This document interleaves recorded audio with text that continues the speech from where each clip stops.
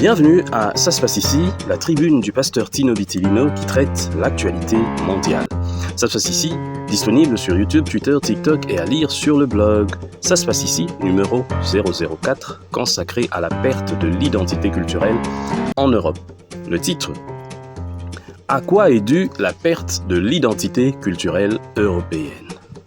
Depuis plusieurs décennies, l'Europe traverse une crise identitaire profonde. La sensation que la culture, les valeurs et la mémoire collective du vieux continent s'effacent peu à peu alimente les débats, les polémiques et souvent la colère des populations.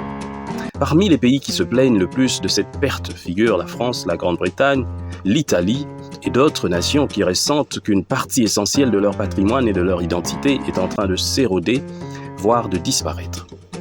Le discours sur la montée de l'islam, marqué par des pratiques ostentatoires telles que le port du voile ou d'autres symboles religieux, alimente cette crainte. Beaucoup considèrent que cette religion, perçue comme étrangère à l'histoire et à la culture occidentale, cherche à s'imposer dans l'espace public au détriment de ce qu'ils appellent l'identité chrétienne ou la culture européenne héritée des milliers d'années d'histoire. Nous y sommes, le choc des civilisations.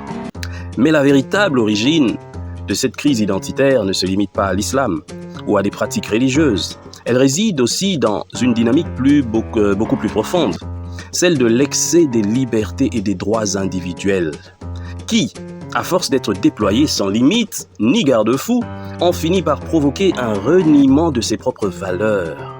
L'idée selon laquelle trop de liberté serait bénéfique pour la société est une illusion dangereuse. Trop de liberté, lorsqu'elles ne sont pas encadrées par des principes solidaires, par une morale commune, peuvent mener à un relativisme où tout est permis et où la frontière entre liberté et licence s'efface. Ce phénomène se manifeste dans plusieurs domaines. D'abord, dans le domaine moral et culturel où la liberté d'expression a été poussée à l'extrême.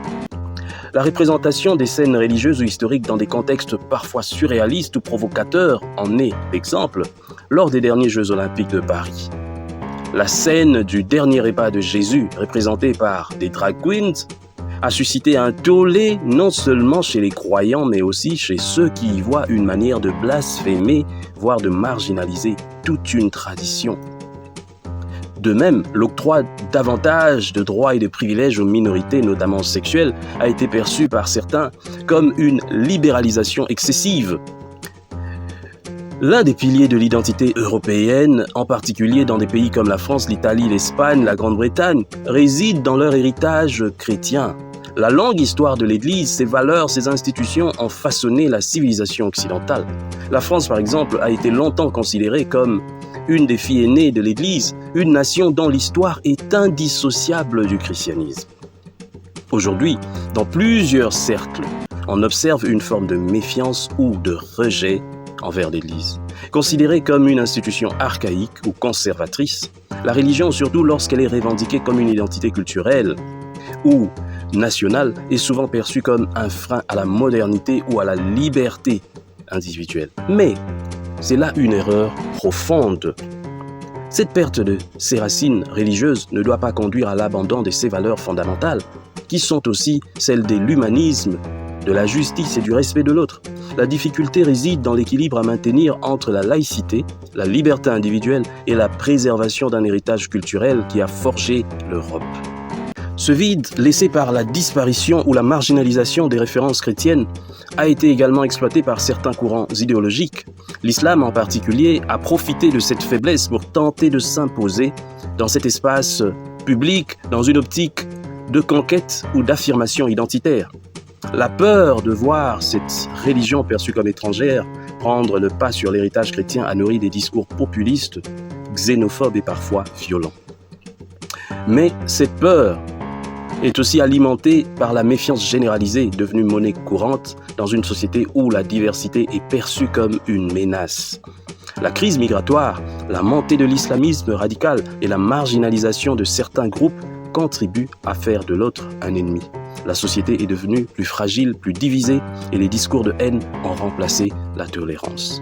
Dans tout ça, le plus important pour l'Europe est de retourner à ses valeurs chrétiennes, à contrôler les libertés, parce que trop de liberté finit par détruire la liberté.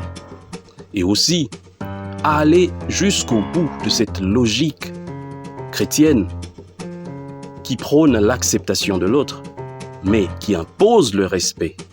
Non pas comme aux États-Unis, où on a des valeurs chrétiennes de façade prônées par Donald Trump, mais plutôt des valeurs sûres d'acceptation, de tolérance, mais tout en privilégiant le bien-être social. Je vous remercie.